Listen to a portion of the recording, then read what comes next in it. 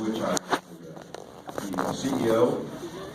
2012, they sold. During that tenure of my 35 years there, I was involved in numerous civic organizations. I served as the civilian aide and Secretary of the Army for 8 years, one of the most enjoyable experiences I've ever had. And then I did the EPISD Board of Managers after serving in the state legislature. Who did you vote for in the last election? I'm sure everybody would like to know. Yes.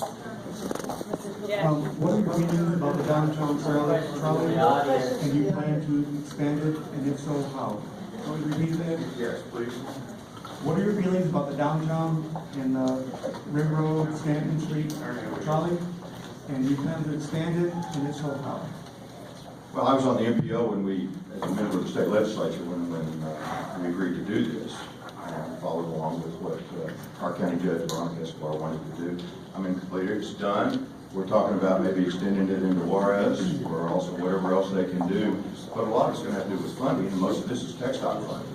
I'm not sure our budget right now will withstand any more tweaking for expansion, so it would have to be state and or any federal dollars that were available. But we need to see how it's going to work now and get rid of the construction and the potholes and all the other problems that people are talking about that are a great concern. But, yeah, it should be a great driver for downtown, as well as when you deal with the economic renaissance that's occurring downtown. It's real positive.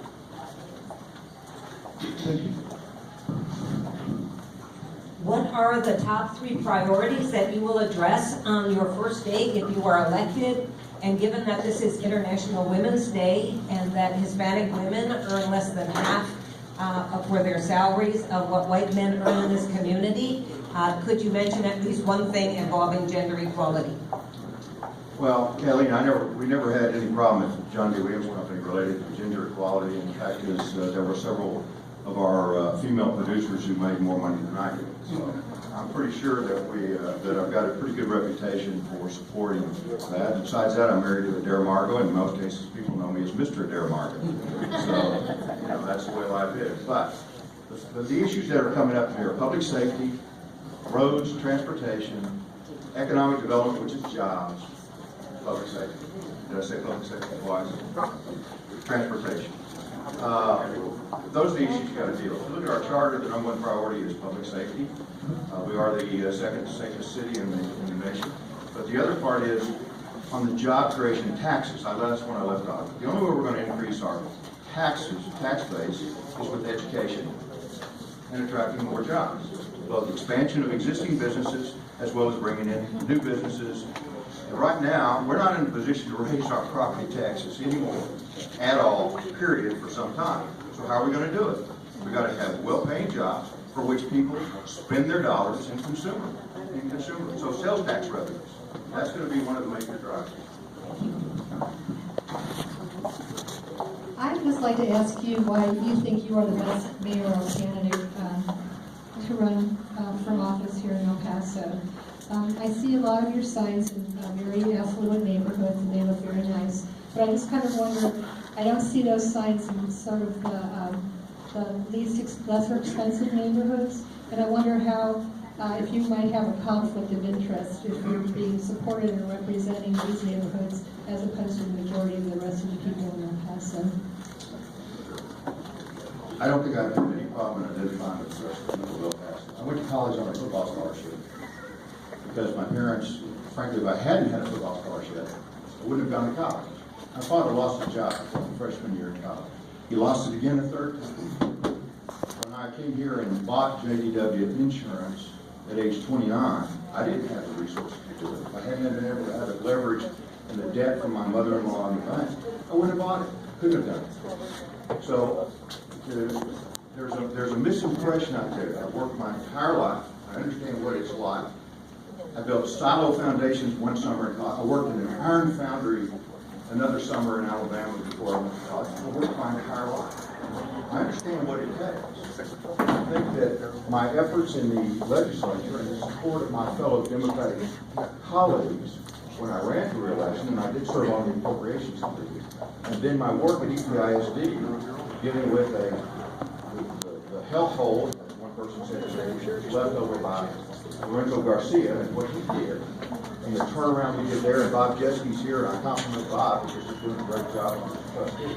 I think they can attest to my abilities, competence, and results, which is what I think you need in this town.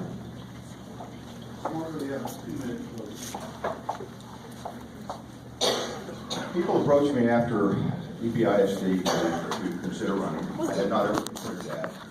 I thought with the city manager form of government, I couldn't add a whole lot of value.